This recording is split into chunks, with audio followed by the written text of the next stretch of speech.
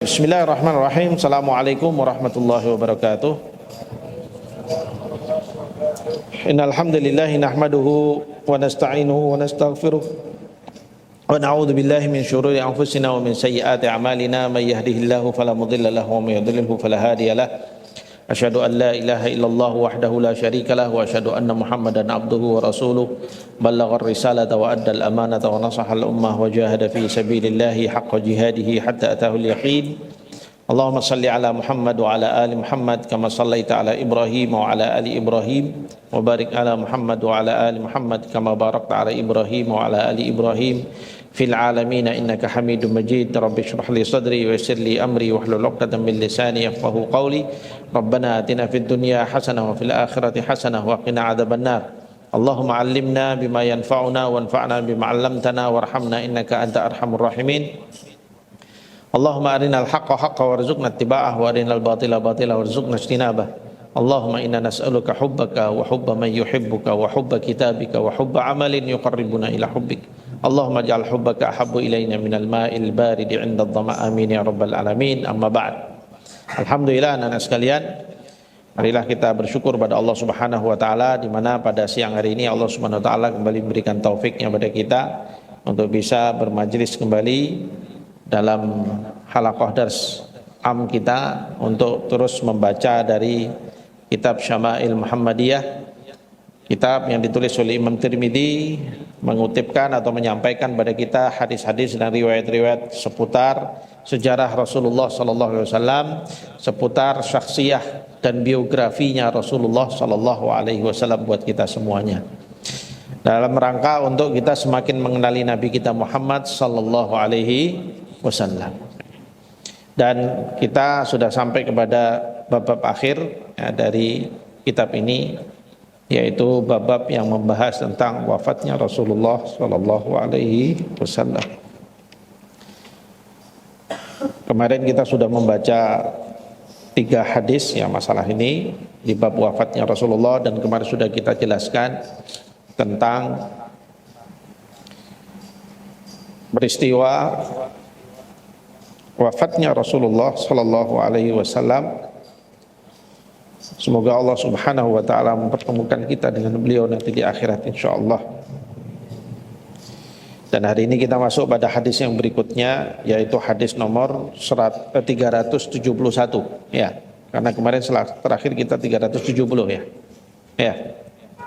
Baik, man alladhi yaqra anta? Manil qari? Anta? Baik, bismillah. Bismillahirrahmanirrahim. Alhamdulillahi rabbil alamin wa bihi nasta'inu ala umurid dunya din. Wa sallallahu alaihi wasallam ala sayyidina Muhammadin wa ala alihi washabihi ajmain. Allahumma ighfir lana wa li masyayikhina wa li jami'il muslimin ajmain. Allahumma ansur ikhwanana muslimin fi Palestin wa fi Gaza wa fi Sudan wa fi Yaman wa fi Sumatera wa fi Aceh. Amin. Qala mu'allif Abi Muhammad bin Isa bin Surah Al-Tirmidzi rahimahullah ta'ala fi kitabi Asy-Syama'il Muhammadiyah babu fi wafati Rasulillah sallallahu alaihi wasallam. Qala haddatsana Al-Hasan bin Sabah Al-Bazzaz qala haddatsana Bashir bin Ismail an Abdurrahman bin Al-Ala'i an abihi an Ibnu Umar an Aisyah qalat la aghbitu ahadan bihauni mautin bihauni hada khata bihauni mautin la aghbitu ahadan bihauni mautin ba'da alladhi ra'aytu min shiddati mauti Rasulillah sallallahu alaihi wasallam. Baik. Hunal hadits an Aisyah radhiyallahu anha. Dari Aisyah Ummul Mukminin radhiyallahu anha. Kali ini beliau meriwayatkan, menceritakan beratnya sakaratul maut atau meninggalnya, proses saat meninggalnya Rasulullah sallallahu alaihi wasallam.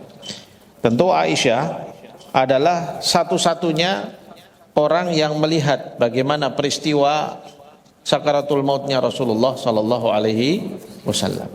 Ya, karena pada saat itu beliau sedang berdua di dalam kamar ya bersama dengan Aisyah Ummul Mukminin, dan kepalanya Rasulullah SAW bersandar di atas pahanya Aisyah Ummul Mukminin. Ya, jadi dipangku oleh Aisyah kepalanya Rasulullah SAW, sehingga Aisyah menyaksikan benar bagaimana peristiwa sakaratul maut yang saat itu sedang terjadi pada Nabi kita Muhammad sallallahu alaihi wasallam. Nah, kali ini beliau mengatakan, qalat la aghbitu ahadan bihauni mautin ba'da alladhi ra'aitu min syiddati mauti Rasulillahi sallallahu alaihi wasallam. Saya, ya kata beliau, saya tidak lagi merasa iri. Aghbit itu merasa iri ataupun merasa perasaan aneh ya, atau bahasa kita itu tidak menyalahkan lah, kira-kira begitu, tidak menyalahkan seseorang pun yang merasa kesakitan dengan sakitnya kematian, hauni mautin ya, yaitu kesulitan saat sakaratul maut, ba'dalladzi ra'aitu min syiddati mauti Rasulillahi sallallahu alaihi wasallam, setelah aku melihat bagaimana beratnya kematian Rasulullah sallallahu alaihi wasallam.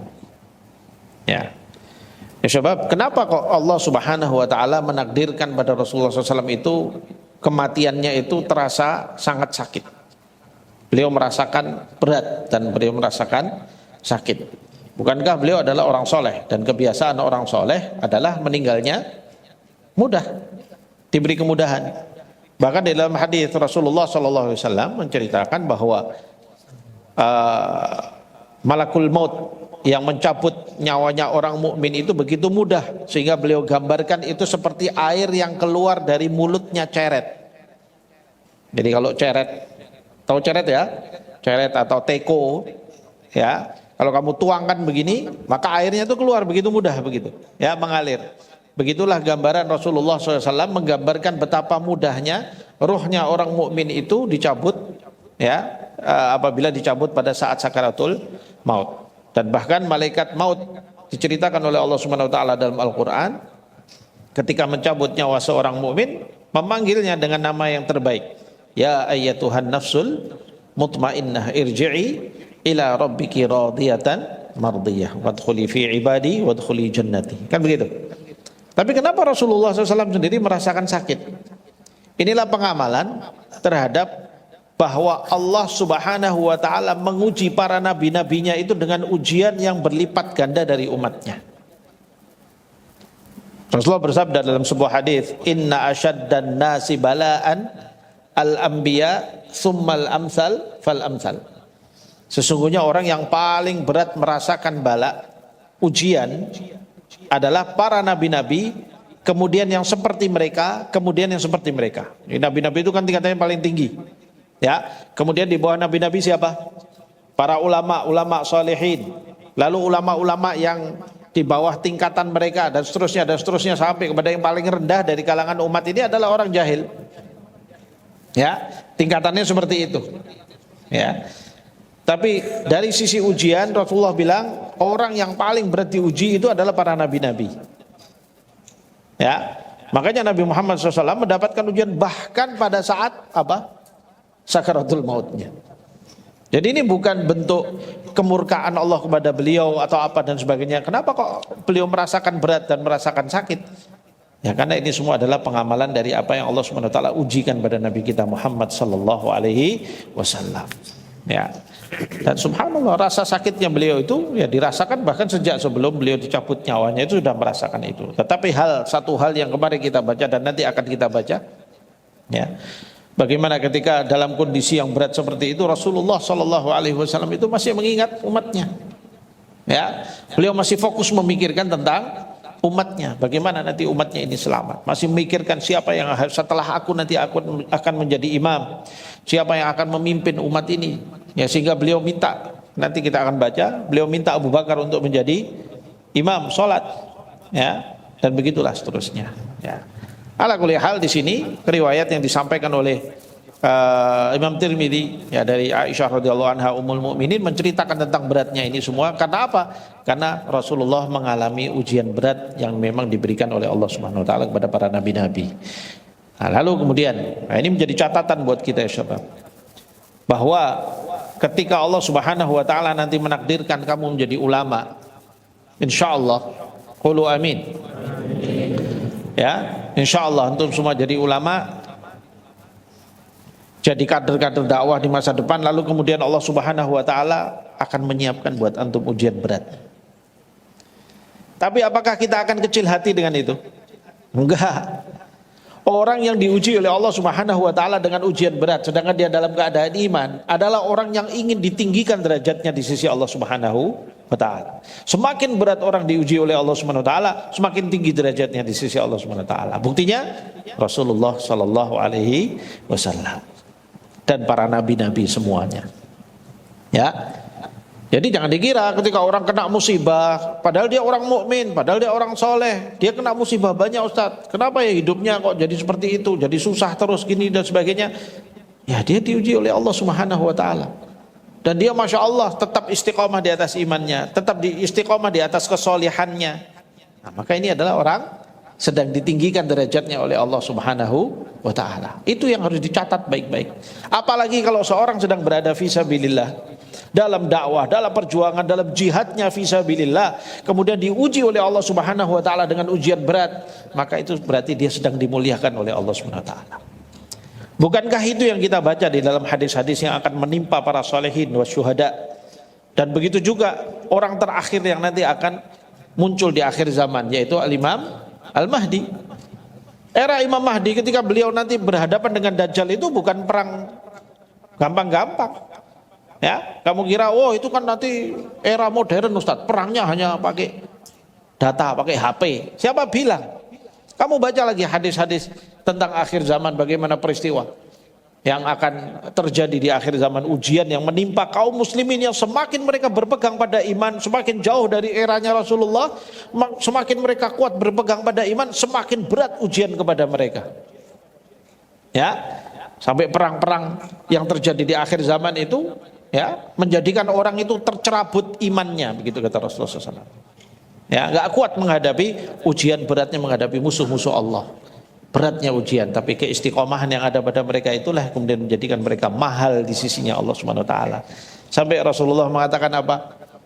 Sungguh orang-orang yang beriman di akhir zaman, ya, mereka tingkatannya 50 kali tingkatan kalian. Iman mereka 50 kali tingkatan kalian. Para sahabat sampai bertanya, mereka 50 kali kita atau kita yang 50 kali mereka ya Rasulullah? Rasulullah katakan apa? 50 kali kalian.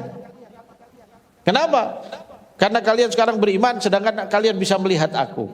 Kalian beriman karena ada aku yang akan membimbing kalian. Tapi mereka tetap beriman sedangkan mereka tidak pernah bertemu dengan aku. Mereka hanya mendengar berita tentang aku dan mereka mendapatkan ujian berat. Keimanan mereka diuji dengan ujian yang berat. Ya. Jadi jangan khawatir soal ujian dari Allah Subhanahu wa taala. Kalau kita diuji oleh Allah Subhanahu wa taala, antum sekarang sudah di thalibul ilmi, diuji oleh Allah Subhanahu wa taala. Beratnya ngapalkan, beratnya kondisi, masalah banyak dan sebagainya, ya. Itu berarti Allah Subhanahu wa taala sedang mau memuliakan kita. Ambil hikmahnya. Pahami bahasa cinta Allah Subhanahu wa taala sama kita itu adalah ujian.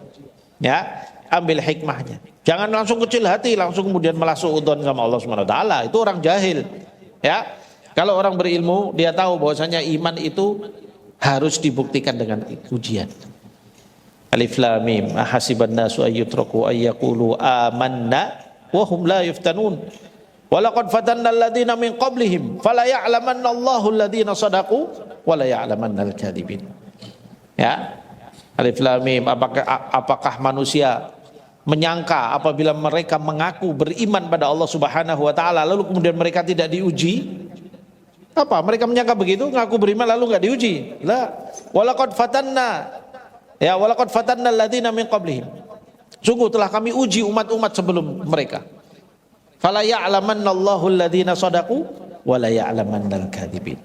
Lalu dengan ujian itulah Allah Subhanahu wa taala nanti bisa tahu siapa yang jujur dalam imannya dan siapa yang bohong dari keimanannya. Setelah diuji ketahuan nih, oh ini iman palsu, oh ini iman shadiq.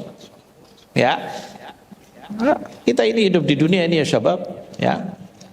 Hanya sedang menjalani masa-masa ujian. Allah Subhanahu wa taala menjadikan apapun di sekitar kita ini ujian.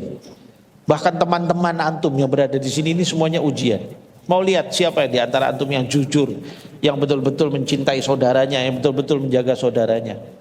Ya, yang betul-betul dia punya akhlak yang baik terhadap temannya dan saudaranya. Allah mau lihat itu, dan kamu akan buktikan itu dalam hidupmu. Malaikat pencatatnya akan mencatatnya, yang nanti akan dilihat nanti di akhirat. Seperti itu. Ya. Maka dari itu perhatikan, hati-hati soal masalah menjalani hidup kita, bahwa Allah Subhanahu wa taala akan menguji kita, dan dalam perjalanan kita itu jangan sampai kita salah paham dari sikap kita terhadap ujian-ujian Allah Subhanahu wa taala. Ya. Nah. Istamir. Assalamualaikum ya Ustadzana. Qala haddatsana Abu Quraib Muhammad bin Al-Ala'i qala haddatsana Abu Muawiyah an Abdurrahman bin Abi Bakr wa huwa ibnul Mulaiki an ibni Abi Mulaikata an Aisyah qalat lamma qubida Rasulullah sallallahu alaihi wasallam ikhtalafu fi dafnihi faqala Abu Bakr sami'tu min Rasulillah sallallahu alaihi wasallam syai'an ma nasituhu qala ma qabadallahu nabiyyan illa fil mawdi'il ladzi yuhibbu an yudfana fihi idfinuhu fi mawdi'i firashihi. Baik. Hadis ini dari Aisyah kembali, ya, Ummul Mukminin. Banyak riwayat tentang wafatnya Rasulullah SAW dari siapa? Aisyah. Karena Aisyah Ummul Mukminin termasuk yang paling banyak menyaksikan peristiwa-peristiwa akhir ini. Karena kejadian wafatnya Rasulullah di mana? Di rumahnya Aisyah. Sehingga ya beliau menyaksikan betul detik-detik terakhir itu bagaimana. Ya, bahkan detik demi detik beliau mengikuti. Makanya banyak riwayat-riwayat ini dari Aisyah Ummul Mukminin. Qalat, beliau berkata, lamma qubida Rasulullah sallallahu alaihi wasallam ikhtalafu fi dafnihi. Ketika Rasulullah SAW sudah wafat, sudah dicabut nyawanya, sudah meninggal, yakni qubida ruhuhu, artinya sudah dicabut nyawanya. Ikhtalafu, para sahabat berbeda pendapat tentang bagaimana untuk menguburkannya. Faqala Abu Bakrin, kemudian Abu Bakar berkata, sami'tu min Rasulillah sallallahu alaihi wasallam syai'an ma nasituhu. Aku pernah mendengar sebuah pesan dari Rasulullah sallallahu alaihi wasallam yang aku tidak melupakannya. Qala ma qabadallahu nabiyyan illa fil mawdi'il ladzi yuhibbu an yudfana fihi. Ya. Dan Allah tidak mencabut nyawa seorang nabi kecuali di tempat yang dimana Allah mencintai untuk nabi itu dikubur di tempat tersebut. Idfinuhu fi mawdi'i firashihi. Maka sekarang kuburkanlah Nabi SAW di tempat firasnya. Firas itu apa? Tempat tidurnya pada saat beliau wafat. Makanya jasad Rasulullah SAW kemudian dikubur oleh para sahabat di mana? Di kamarnya Aisyah. Di dalam kamarnya Aisyah Ummul Mukminin. Ya. Jadi sekarang kalau kamu melihat di Masjid Nabawi, ya, posisi kuburan Rasulullah SAW itu kalau di luar dari bangunan itu kamu melihat di bawah kubah hijau itu. Ya. Dulu di situ, di posisi itu, di bawahnya itu adalah rumahnya Aisyah Ummul Mukminin. Ya. Dan Masjid Nabawi pada saat itu belum sebesar sekarang. Ya, Masjid Nabawi dulu hanya kotak biasa, ya, ukurannya juga tidak terlalu besar. Lalu di pinggir daripada Masjid Nabawi itu menempel rumah istri-istrinya Rasulullah Sallallahu Alaihi Wasallam. Yang paling dekat adalah rumahnya Aisyah Ummul Mukminin, ya, dan itu adalah istri Rasulullah yang paling dicintai oleh Rasulullah Sallallahu Alaihi Wasallam. Kemudian di pinggir-pinggir yang lain itu juga seperti itu. Semua banyak rumah-rumah sahabat itu menempel dengan dindingnya Masjid Nabawi. Ya, termasuk rumahnya Abu Bakar. Ya, jadi kalau rumahnya Aisyah atau Rasulullah SAW di sebelah kirinya kiblat, ya, sebelah kirinya kiblat. Jadi kalau kiblat ngadep ke sana, maka di sebelah sana kira-kira, ya, rumahnya Aisyah, sehingga di situ ada pintu khusus untuk Rasulullah SAW masuk ke masjid. Nah, kalau di sebelah kanan agak sedikit ke belakang, ya, di situ ada disebut dengan farkhahnya Abu Bakar. Pintu rumahnya Abu Bakar. Rumahnya Abu Bakar As-Siddiq juga nempel dengan masjid. Ya, dan di situ juga ada banyak rumah-rumah sahabat yang lain juga nempel-nempel dengan masjid dan masing-masing bikin pintu. Ada pintu kecil-kecil supaya apa? Supaya mereka mudah untuk ke masjid. Ya, dulu sahabat Nabi itu begitu, senang kalau dekat masjid. Kalau orang sekarang kan suka rumah yang jauh sama masjid. Biar apa? Biar nggak usah ke masjid. Kenapa? Oh, ini kan jauh. Nah, gitu ya. Kalau orang dahulu suka nempel ke masjid. Kenapa? Karena supaya dekat ke masjid. Lalu kemudian supaya ibadahnya bisa bersama dengan Rasulullah Sallallahu Alaihi Wasallam. Lalu kemudian suatu hari Rasulullah memerintahkan supaya semua pintu-pintu itu ditutup kecuali pintunya Abu Bakar. Ya, ini juga disebut oleh para sahabat sebagai salah satu isyarat kenapa Rasulullah minta hanya pintunya Abu Bakar, karena Rasulullah menginginkan Abu Bakar tetap mengimami umat, artinya menjadi imamnya kaum muslimin pasca wafatnya Rasulullah Shallallahu Alaihi Wasallam. Ya. Nah, al hadits ini ya menceritakan bahwa Rasulullah dikubur di mana? Para sahabat bingung ketika itu. Ya, kemudian Abu Bakar As-Siddiq menyampaikan bahwa aku pernah mendengar Rasulullah menyatakan bahwasanya Allah tidak mencabut ruh seorang nabi kecuali di tempat di mana Allah mencintai untuk Allah suka kalau Nabi itu dikuburkan di tempat tersebut. Maka kemudian jasadnya Rasulullah SAW dikuburkan di tempat di mana beliau dicabut nyawanya, yaitu di kamarnya Aisyah Ummul Mukminin radhiyallahu anha. Nah, sebelum dari peristiwa itu, karena Rasulullah sakit itu kan sudah beberapa hari sebelum wafat. Ya, Rasulullah SAW masih menjalankan giliran untuk para istri-istrinya. Jadi walaupun dalam keadaan sakit itu beliau masih, nih jadwal saya di rumah siapa di sini. Nah, nanti berapa hari pindah lagi ke rumah istri yang lain. Kondisinya sakit sudah. Ya, Rasulullah SAW untuk menjaga keadilan beliau terhadap para istri-istrinya. Dan Rasulullah SAW sampai sering bertanya, ya besok saya di mana? Besok saya di mana? Maksudnya apa? Berharap kapan saya bisa dapat giliran saya untuk masuk atau tinggal di rumahnya Aisyah, karena memang istri yang paling dicintai oleh Rasulullah SAW adalah Aisyah Ummul Mukminin. Ya, maka ketika kemudian sudah di rumahnya Aisyah, ya, nah, ternyata Allah Subhanahu Wa Taala mencabut nyawanya juga di rumahnya Aisyah. Ya, radhiyallahu anha. Nah, istamir. Assalamualaikum ya Ustadzana. Qala al-muallif rahimahullah ta'ala, حدثنا محمد بن بشار وعباس العنبري وسوار بن عبد الله وغير واحد قالوا حدثنا يحيى بن سعيد عن سفيان الثوري عن موسى بن أبي عائشة عن عبيد الله بن عبد الله عن ابن عباس وعائشة أن أبا بكر قبل النبي صلى الله عليه وسلم بعدما مات. Baik. Kali ini dari Ibnu Abbas dan Aisyah. Ya, dari Abdullah Ibnu Abbas dan Aisyah menceritakan anna Abu Bakrin qabbalan Nabiy sallallahu alaihi wasallam ba'dama mata. Adalah Abu Bakar As-Siddiq mencium Rasulullah sallallahu alaihi wasallam setelah beliau wafat. Kenapa kali ini yang menceritakan Abdullah bin Abbas dan Aisyah? Karena setelah beliau dicabut nyawanya, maka Abdullah bin Abbas saat itu kemudian masuk dan duduk bersama di dalam ruangan Rasulullah sallallahu alaihi wasallam itu sebelum Abu Bakar datang. Ya. Nah, nanti detail ceritanya ada di belakang nanti. Kemudian Abu Bakar datang dan ketika melihat Rasulullah Sallallahu Alaihi Wasallam, ya beliau mencium keningnya Rasulullah Sallallahu Alaihi Wasallam. Di dalam riwayat mengatakan beliau mencium kening dan mencium kedua pelipisnya. Ya, jadi beliau merunduk lalu kemudian memegang kedua lengannya. Dalam riwayat yang lain agak detail, ya, memegang kedua lengan Rasulullah SAW lalu mencium keningnya Rasulullah dan mencium kanan dan kiri pelipisnya Rasulullah Sallallahu Alaihi Wasallam. Ya, nah di sini menjadi dalil bahwasannya boleh mencium jenazah.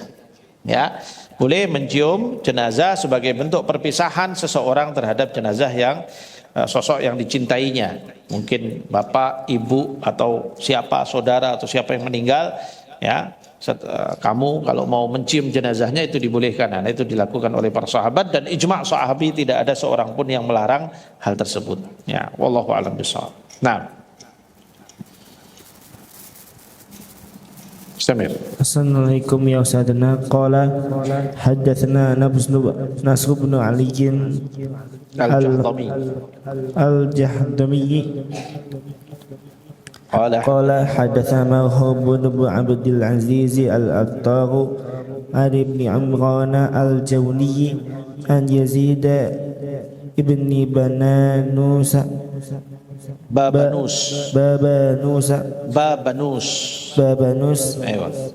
أن عائشة أن أبا بكر دخل على النبي صلى الله عليه وسلم بعد وفاته فوضع فمه بين عينيه ووضع يديه على ساعديه وقال ونبياه وصفياه وخليلاه.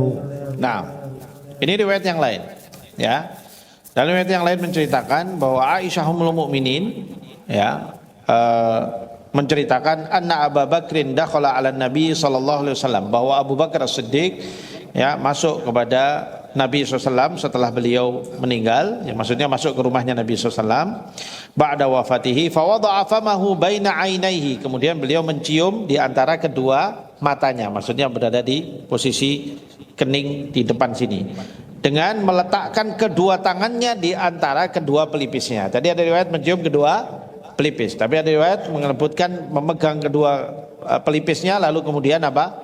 Mencium di antara kedua matanya Rasulullah sallallahu alaihi wasallam. Sambil kemudian waqala wa nabiyyah wa safiyah wa khalilah.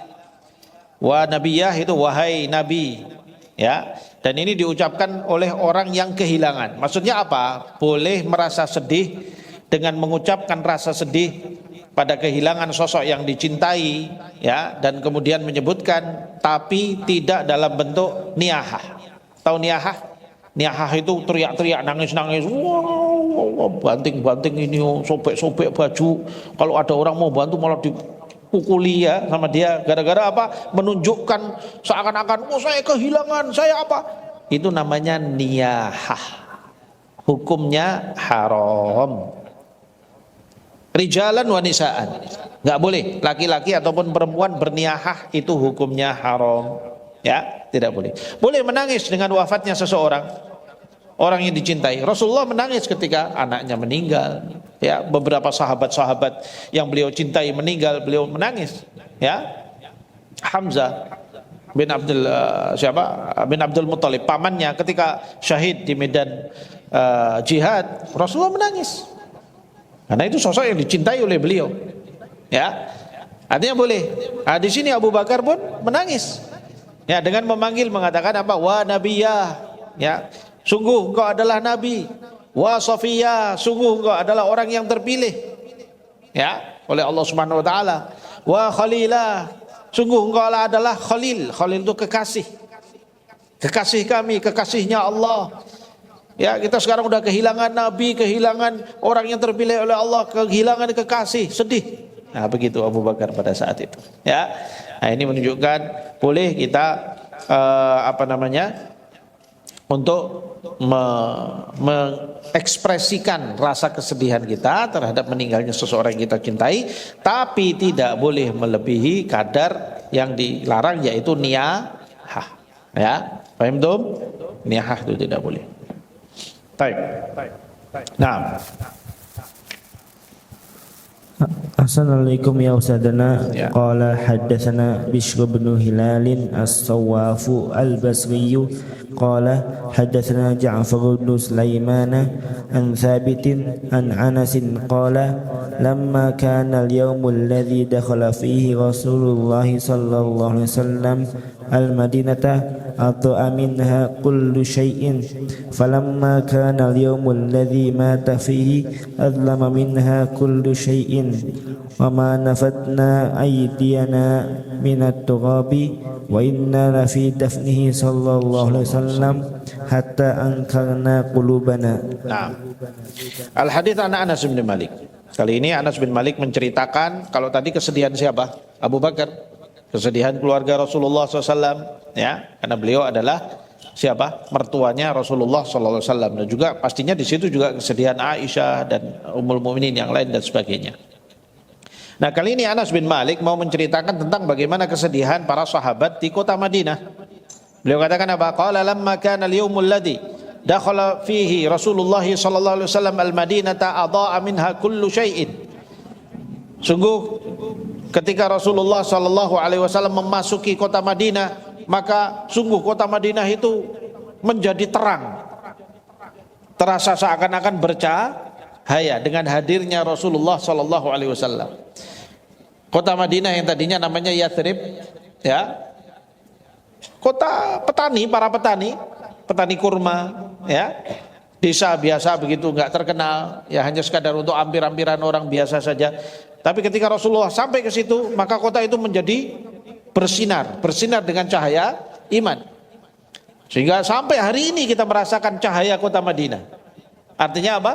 Bagaimana sinar kekuatan keimanan itu ada, dan bahkan nanti akan sampai yaumul qiyamah, termasuk kota yang diselamatkan oleh Allah Subhanahu wa taala yang menjadikan Dajjal tidak masuk ke dalamnya siapa? Di antaranya kota Madinah. Ya kan? Kota Madinah diselamatkan oleh Allah Subhanahu wa taala, ya, sampai seperti itu.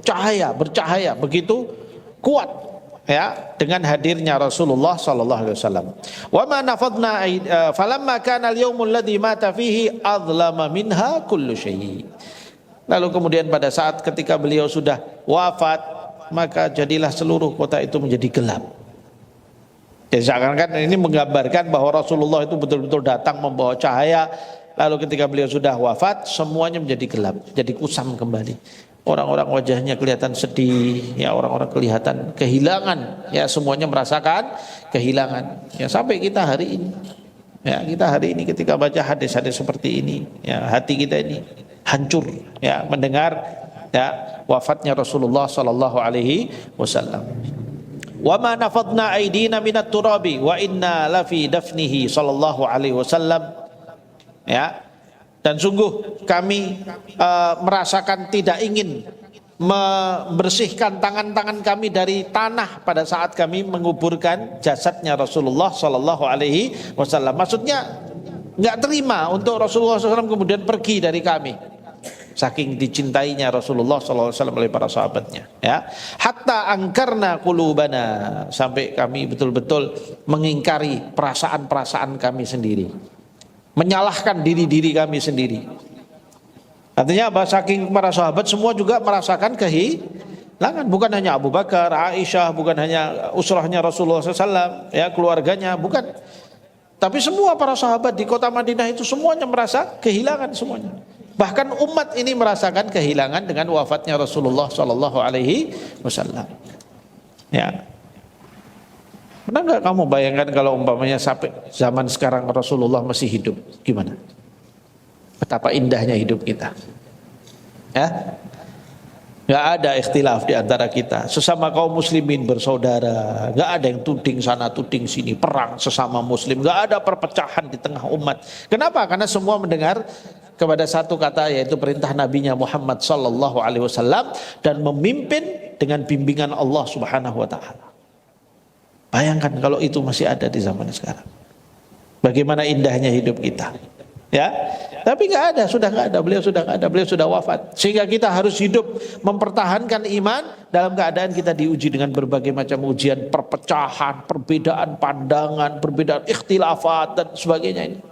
Ini semua diantara musibah yang menimpa umat ini gara-gara Rasulullah, diantaranya karena sebabnya gara-gara Rasulullah Shallallahu Alaihi Wasallam sudah wafat, sudah tidak bersama dengan kita. Dan Rasulullah sudah bilang, wa may ya'ish minkum fasayara ikhtilafan katsira. Barang siapa yang dapat umur di antara kalian hidup panjang akan melihat perpecahan, akan melihat perbedaan pandangan di tengah umat Islam. Sedih ya ngelihat perbedaan di antara umat Islam ini, karena sudah tidak ada lagi sosok yang memegang, menyatukan. Ya, makanya inilah yang membuat para sahabat pada saat itu merasa betul-betul, ya, mereka betul-betul kehilangan, betul-betul seakan-akan kota Madinah itu menjadi gelap semuanya. Sudah hatta angkarna qulubana, kata Anas bin Malik, sampai kami itu mengingkari hati-hati kami sendiri. Gak terima kami dengan kondisi itu. Ya, gak terima kami dengan kondisi itu. Kami inginnya tetap Rasulullah itu hidup bersama dengan kita selama-lamanya. Nah, seperti itu penggambaran, ya, yang ada oleh Anas bin Malik, ya. Sampai sebagian sahabat itu terdiam, menjadi pendiam, berubah menjadi pendiam. Ya, sebagian riwayat menceritakan sebagian sahabat pasca wafatnya Rasulullah itu murung, mendiam gitu. Kemarin sudah kita ceritakan, di antaranya siapa? Bilal bin Rabah. Sudah nggak bisa lagi adzan. Pasca wafatnya Rasulullah nggak mampu beliau, ya, mengucapkan asyhadu anna Muhammadan Rasulullah. Mengingat sosoknya Rasulullah Sallallahu Alaihi Wasallam, cintanya mereka kepada Rasulullah Sallallahu Alaihi Wasallam. Sebagian sahabat yang mendengar berita itu ada yang jatuh pingsan, saking sedihnya mereka merasakan betapa beratnya, ya, dengan perpisahan dengan Rasulullah Sallallahu Alaihi Wasallam. Ya. Baik, mungkin naktafi awalan ila hadzal qadar. Insyaallah nastamir fil waqtil qadim insyaallah. Aqulu qouli hadza wa astaghfirullah li wa lakum wa billahi taufiq wal hidayah. Assalamualaikum warahmatullahi wabarakatuh.